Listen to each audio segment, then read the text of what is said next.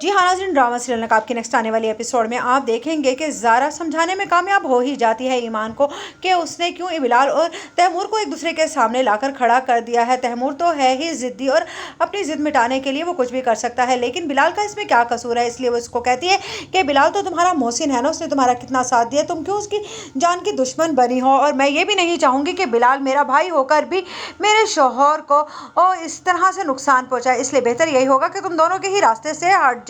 इधर ईमान को ये बात समझ आ जाती है, लेकिन बिलाल को पछतावा हो रहा होता है कि उसने बिना ईमान से मोहब्बत की, क्योंकि उसे लगता है कि ईमान रिश्ते से इनकार कर देगी, लेकिन ईमान तो ऐसा कुछ नहीं करने वाली। लेकिन जब वो देखता है कि आखिरी बार आहत से मिलते हुए उसकी आंखों में आंसू दौड़ रहे थे, तो उसको ये बात का यकीन हो जाता है कि ईमान के दिल में आज भी आहत की मोहब्बत है। इसीलिए वो कहता है कि अगर तुम्हें अभी भी अपना फैसला बदलना है तो तुम बदल सकती हो। उधर ज़ारा कहती है कि तैमूर जैसा तुम चाहते हो होगा तो वैसा ही, लेकिन एक बात तुम याद रखना कि ईमान को मैं तुम्हारी ज़िंदगी में हरगिज़ शामिल नहीं होने दूंगी। उधर मैंने ईमान को समझा तो दिया है कि वो तुम दोनों के रास्ते से हट जाए, शायद उसे समझ भी आ गई हो। इधर आहत अपनी माँ से कहता है कि मुझे लगता है कि आपको रिदा के घर वालों को इनकार कर देना चाहिए, मैं नहीं चाहता कि मेरी गलती की सजाएं रिदा भी भुगते। जिस पर उसकी माँ कहती है क्या मतलब है तुम्हारा। जिस पर कहता है आहत कि इस बार केस इतना पक्का है कि मुझे नहीं लगता कि मैं जल्द बाहर आ सकूंगा। उधर आप देखेंगे कि लैला बहुत ज़्यादा पछता रही होती है। आखिरकार उसे भी यकीन हो गया है कि बिलाल के ठाट बाट तो वाकई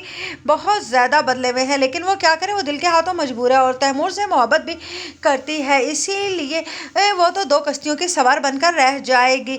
उसे लगता है कि बिलाल को अभी भी वो वापस पा सकती है, लेकिन ऐसा हरगिज़ तो होने वाला है नहीं। इधर ईमान का बाप कहता है बिलाल से कि मैं मजबूर हो गया हूँ, मुझे समझ नहीं आ रही कि ईमान को क्या हो गया है, रातों रात वो अपने फैसले क्यों तब्दील कर रही है। जिस पर बिलाल कहता है आपको नहीं मालूम, लेकिन मैं सब जानता हूँ।